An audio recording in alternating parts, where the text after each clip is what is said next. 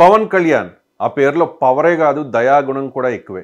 మనం చూస్తూ ఉన్నాం మెగా ఫ్యామిలీ ఏ రకంగా గత 20 ఏళ్లుగా ప్రజలకు ఏదైనా కష్టం వచ్చినప్పుడు వాళ్ళు సపోర్ట్ చేస్తారు అన్నది. పవన్ కళ్యాణ్ అనేక సందర్భాల్లో కొన్ని కోట్ల రూపాయలు బాధితులకు ఇచ్చారు. అది వరద సమస్య అయినా లేకపోతే ఏ సమస్య అయినా కూడా మెగా ఫ్యామిలీ ముందుంటూ ఉంటుంది. సో పవన్ కళ్యాణ్ ఒక 6 కోట్ల రూపాయలని ఈ వరద బాధితులకి ఇరు రాష్ట్రాల్లో ఉన్న సీఎం సహాయ నిధికి ఇచ్చిన పరిస్థితి. సీఎం సహాయ నిధికి తెలంగాణకు 1 కోటి, ఆంధ్రప్రదేశ్కు 1 కోటి ఇచ్చారు. 4 కోట్ల రూపాయలు పంచాయతీలకు ఇచ్చారు. ఎందుకంటే ఆయన పంచాయతీరాజ్ శాఖ మంత్రి కాబట్టి. సో గతంలో చూసాం మనం కౌలు రైతులు ఇబ్బంది పడుతూ ఉన్నప్పుడు, కౌలు రైతుల కుటుంబంలో ఎవరైనా చనిపోయినప్పుడు ప్రతి కుటుంబానికి కూడా కౌలు రైతు భరోసా యాత్ర పేరుతో 1 లక్ష రూపాయలు ఇచ్చిన పరిస్థితి. సో మేము అంతా చేసేసాము, మేము ఇచ్చేసాము, మీరు ఏదో పొలిటికల్ స్టంట్ చేస్తూ ఉన్నారు అని చెప్పి అప్పట్లో వైసీపీ నేతలు ఎన్ని విమర్శలు చేసినా కూడా బాధితుల వెర్షన్ కూడా అప్పుడు విన్నాం మనం. ఈ ప్రభుత్వం ఏమీ చేయలేదు, మాకు పవన్ కళ్యాణ్ ఒక అన్నలాగా మాకు సపోర్ట్ చేశారు, మమ్మల్ని ఆదుకున్నారు అని చెప్పి అప్పట్లో కౌలు రైతులు చెప్పిన పరిస్థితి. ఇవన్నీ బయటికి కనిపించే కొన్ని మాత్రమే, వాళ్ళు చేసే గుప్తదానాలు తక్కువేమీ కాదు. రీసెంట్గా మనం చూసాం తెలంగాణ ముఖ్యమంత్రి రేవంత్ రెడ్డిని ఆంధ్రప్రదేశ్ డిప్యూటీ సీఎం పవన్ కళ్యాణ్ కలిసి 1 కోటి రూపాయల చెక్ను కూడా ఇచ్చారు. సో వాళ్ళిద్దరు కూడా ఒక మంచి వాతావరణంలో వాళ్ళిద్దరు మాట్లాడుకున్నారు. వాస్తవానికి పవన్ కళ్యాణ్కి రాజకీయంగా శత్రువులు వైసీపీలోనే ఉన్నారు కానీ మిగిలిన పార్టీలో పెద్దగా లేరనే చెప్పాలి. రేవంత్ రెడ్డితో పవన్ కళ్యాణ్కి మంచి సంబంధాలు ఉన్నాయి. విషయం ఏంటంటే ఇక్కడ ఎన్డీఏ కాంగ్రెస్ అలాంటి విభేదాలు ఎక్కడా కూడా వాళ్ళు చూపించలేని పరిస్థితి. తెలంగాణలో కాంగ్రెస్ గవర్నమెంట్ ఉంది కదా, మనం ఎందుకు ఇవ్వాలి అని చెప్పి పవన్ కళ్యాణ్ అనుకోలే. కనీసం జగన్మోహన్ రెడ్డి ముఖ్యమంత్రిగా ఉన్నప్పుడు రేవంత్ రెడ్డి ఇక్కడ ముఖ్యమంత్రి అయితే ఆయన హైదరాబాద్ జగన్మోహన్ రెడ్డి ఎన్నిసార్లు వచ్చినా కూడా కనీసం ఒక ఆనవాయితీగా మంచి సాంప్రదాయంగా కలవని పరిస్థితి. ఈ విషయాన్ని రేవంత్ రెడ్డి కూడా గతంలో ప్రస్తావించారు. కానీ అలా ఉండదు. రేవంత్ రెడ్డి ముఖ్యమంత్రి అయిన తర్వాత చిరంజీవి వెళ్ళి కలిశారు, పవన్ కళ్యాణ్ కూడా ఒక సందర్భంలో కలిశారు. రీసెంట్గా ఈ తెలుగు రాష్ట్రాలని వరద పీడించేస్తూ ఉన్నప్పుడు కొన్ని వేల కోట్ల రూపాయల నష్టం జరుగుతున్నప్పుడు మా వంతుగా ఏం చేస్తూ ఉన్నాము అని మెగా ఫ్యామిలీ ఆలోచించింది. చిరంజీవి ఇచ్చారు, రామ్ చరణ్ ఇచ్చారు, సాయి ధరమ్ తేజ ఇచ్చారు, అలాగే వరుణ్ తేజ్ ఇచ్చారు. ఇంకా ఆ ఫ్యామిలీకి సంబంధించి ఆ మెగా ఫ్యాన్స్ నుంచి కూడా చాలా వరద బాధితులకి అందిన పరిస్థితి కనిపిస్తోంది. సో పవన్ కళ్యాణ్ ఇచ్చారు, మరి జగన్మోహన్ రెడ్డి ఎందుకు ఇవ్వట్లేదు అనే క్వశ్చన్ వస్తూ ఉంది. జగన్మోహన్ రెడ్డి 1 కోటి రూపాయలని ప్రకటించారు వరద బాధితుల కోసం. వరద బాధితుల కంటే సాధారణంగా మనం చూస్తూ ఉంటాం సీఎం రిలీఫ్ ఫండ్కి ఇస్తూ ఉంటారు. మరి సీఎం అక్కడ చంద్రబాబు నాయుడు, ఇక్కడేమో రేవంత్ రెడ్డి, ఇద్దరు అన్నా కూడా జగన్మోహన్ రెడ్డికి కనీసం పడదంటే పడదు. అంటే తెలుసు కదా మనకి జగన్మోహన్ రెడ్డి యాటిట్యూడ్ ఏ రకంగా ఉంటుంది అని చెప్పేసి. సో ఆ 1 కోటి రూపాయలు ఎప్పుడు ఇస్తారు, మరి పవన్ ఇచ్చాడు జగన్ ఎప్పుడు ఇస్తాడు అని చెప్పి సోషల్ మీడియాలో జన సైనికులు క్వశ్చన్ చేస్తూ ఉన్న పరిస్థితి. అండ్ ఇంకొకటి, జగన్మోహన్ రెడ్డి ఆయన గోల్డెన్ స్పూన్తో పుట్టిన వ్యక్తి.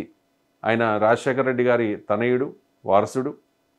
సో కోటాను కోట్ల రూపాయల డబ్బు రాజారెడ్డి గారి దగ్గర నుంచి. సో ఆ తర్వాత తండ్రి ముఖ్యమంత్రి అయ్యారు, ఆ తర్వాత ఆయనే ముఖ్యమంత్రి అయ్యారు. 2019 నుంచి 24 మధ్య కాలంలో కొన్ని లక్షల కోట్ల రూపాయలు వైఎస్ఆర్ కాంగ్రెస్ పార్టీ నాయకులు తినేశారు అన్నది ఒక ఆరోపణ. ఏమో అది ఎంత అమౌంట్ ఉంటుందనేది మనకు తెలియదు. కానీ కనీసం 1 కోటి రూపాయలు ప్రకటించినప్పుడు ఆ 1 కోటి రూపాయలు సీఎం రిలీఫ్ ఫండ్కో, లేకపోతే మీకు ఇవ్వడం మాకు ఇష్టం లేదు మేమే ఇస్తాము అని చెప్పి డైరెక్ట్గా బాధితుల దగ్గరికి ఇవ్వడమో ఏదో ఒకటి చేయాలి కదా. కానీ జగన్మోహన్ రెడ్డి 2 సార్లు విజయవాడ వరద ప్రభావిత ప్రాంతాల్లో పర్యటించారు. రాజకీయ విమర్శలకు మాత్రమే పరిమితం అయ్యారు. వైఎస్ఆర్ కాంగ్రెస్ పార్టీ నుంచి ఏ ఒక్క బాధితుడికి కూడా కనీసం అంటే కనీసం, వెల్లంపల్లి శ్రీనివాస్ అయితే ఏదో ఒక బ్రెడ్ 12-13 రూపాయలు ఉండే బ్రెడ్ని ఒక 10-15 ఏళ్ళకి పంచి హడావుడి చేసిన పరిస్థితి.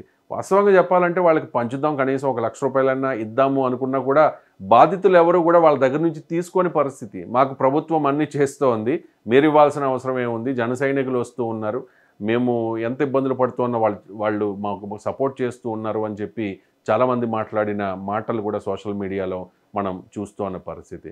సో ఎందుకు అంటే ప్రతిదీ మనం రాజకీయానికి ఉపయోగించుకోకూడదు. కానీ ఒక విపత్తు జరిగినప్పుడు మేమున్నాము అని చెప్పి ప్రతిపక్షం రంగంలో ఉంటే ఆ లెక్క వేరే ఉంటుంది. మరి చెప్తూ ఉన్నారు జగన్మోహన్ రెడ్డి 2029లో మేము అధికారంలోకి వస్తాము, మీ సంగతి తేలుస్తాము అని చెప్పేసి. జగన్మోహన్ రెడ్డి ఇటువంటి సమయంలో విమర్శలు, రాజకీయ విమర్శలకు పరిమితం కాకూడదు. అయినా ప్రజలకు ఏం చేయబోతూ ఉన్నాం, ప్రజలకు ఏం చేస్తామనేది చెప్పాలి. ఇది మ్యాన్ మేడ్ డిజాస్టర్ అంటూ ఒకవైపు ఆరోపిస్తూ ఉన్నారు, ఇంకా రకరకాల ఆరోపణలు చేస్తూ ఉన్నారు. ఈ బోట్ల వ్యవహారంలో వైఎస్ఆర్ కాంగ్రెస్ పార్టీ ఉద్దేశపూర్వకంగా చేసిందనే ఒక వార్త మొత్తం ఆంధ్రప్రదేశ్ ప్రజల్ని విస్మయపరిచింది. నిజంగా ప్రకాశం బ్యారేజ్కి ఏదైనా పెద్ద డ్యామేజ్ అయి ఉంటే మరి ఎన్ని లక్షల మంది ప్రాణాలు కోల్పోతారు. ఓకే, అదంతా రాజకీయం, వదిలేద్దాం. ఇక జగన్మోహన్ రెడ్డి వ్యవహార శైలి, ఆయన వచ్చారు వరద బాధితుల దగ్గరికి. మేము మా పార్టీ తరపున, లేకపోతే నా తరపున, లేకపోతే మా కుటుంబం తరపున ఎంత ఇస్తూ ఉన్నాను అని చెప్పి ఆయన చెప్పలే. వాస్తవానికి ఇవ్వచ్చు, ఎందుకంటే ఇవ్వచ్చు. సీఎంఆర్ఎఫ్కి ఇవ్వలేని పక్షంలో ఆయన డైరెక్ట్గా బాధితులందరినీ లిస్ట్ అవుట్ చేసి, ఎందుకంటే వాలంటీర్ల వ్యవస్థతో మొత్తం డేటా, ఫుల్ డేటా ఉంది కదా, ఎవరికి ఓటేస్తారా అనేది డేటా కూడా వాళ్ళకి, అంత డేటా వాళ్ళు సంపాదించుకున్నారు కాబట్టి ఆ డేటాను ఉపయోగించుకుని ప్రతి ఇంటికి కూడా ఎంతో కొంత సహాయం చేసి ఉంటే ఇప్పుడు వాళ్ళకి ప్రతిపక్షంకి ఒక స్కోప్ ఉండేది. ఒకవైపు చెప్తూ ఉన్నారు జగన్మోహన్ రెడ్డి, నాకు ప్రధాన ప్రతిపక్ష నేత హోదా కావాలి, నాకు ప్రతిపక్ష నేత హోదా కావాలని చెప్పి అసెంబ్లీలో పోరాడారు, స్పీకర్కి లెటర్లు రాశారు, కోర్టులకు వెళ్ళారు. నాది, నా పార్టీ అని మాత్రమే మాట్లాడుతూ ఉన్నారు. కానీ కనీసం కేడర్ కోసం, లేకపోతే బాధితుల తరపున, ప్రజల తరపున ఆయన పోరాడడం లేదు అనేది ఇక్కడ స్పష్టమవుతున్న పరిస్థితి. మరి చూద్దాం, జగన్మోహన్ రెడ్డి లండన్ 1-2 రోజుల్లో వెళ్ళబోతూ ఉన్నారు. లండన్ టూర్ అంటే మీకు తెలియంది కాదు, కొన్ని కోట్ల రూపాయలు అవుతుంది. ఆయన ప్రత్యేక విమానంలో లండన్ వెళ్ళబోతూ ఉన్నారు. ఇది పూర్తిగా ఆయన వ్యక్తిగతం అని చెప్తూ ఉన్నప్పటికీ కూడా ఏదో లావాదేవీలు ఉన్నాయి, ఇప్పుడు ఇక్కడ దోచుకున్నదంతా కూడా అక్కడ పెట్టడానికి వెళుతూ ఉన్నారు, ట్రాన్సాక్షన్స్, రకరకాల ఆరోపణలు కొంతమంది చేస్తూ ఉన్న పరిస్థితి. వాస్తవాలు అయితే మనకు తెలియదు, పూర్తిగా అది వ్యక్తిగతం అని చెప్పి జగన్మోహన్ రెడ్డి చెప్తున్న పరిస్థితి. మరి ప్రజలు ఎంత కష్టాల్లో ఉన్నప్పుడు వ్యక్తిగత విహారయాత్రలకు వెళ్ళవచ్చు, తప్పేమీ లేదు. కానీ మన ఇచ్చిన హామీ నిలబెట్టుకోవాలి కదా. ₹1 కోటి ఇస్తామన్న మాజీ సీఎం ₹1 కోటి ఏంటి అని చెప్పి చాలా మంది విస్మయం వ్యక్తం చేస్తూ ఉన్నారు. పెద్ద పెద్ద పారిశ్రామికవేత్తలు, సినీ ప్రముఖులు, ఇలాంటి వాళ్లే కోట్ల రూపాయలు ఇస్తూ ఉంటే, పెద్ద పెద్ద సంస్థలు కోట్ల రూపాయలు ఇస్తూ ఉంటే, మరి జగన్మోహన్ రెడ్డి ₹1 కోటి ఇవ్వడం ఏంటి? ఇవ్వడం కాదు, ₹1 కోటి ప్రకటించడం ఏంటి? ఆ ₹1 కోటి కూడా ఇప్పుడు దాకా ఇవ్వకపోవడం ఏంటి? ఎప్పుడు ఇస్తారో చెప్పకపోవడం ఏంటి? అసలు ఇస్తారా లేదా క్లారిటీ ఇవ్వకపోవడం ఏంటి అని చెప్పి చాలామంది ఆరోపణలు చేస్తున్న పరిస్థితి. పవన్ కళ్యాణ్ ఇచ్చాడు, జగన్ ఇస్తాడా లేదా చూద్దాం.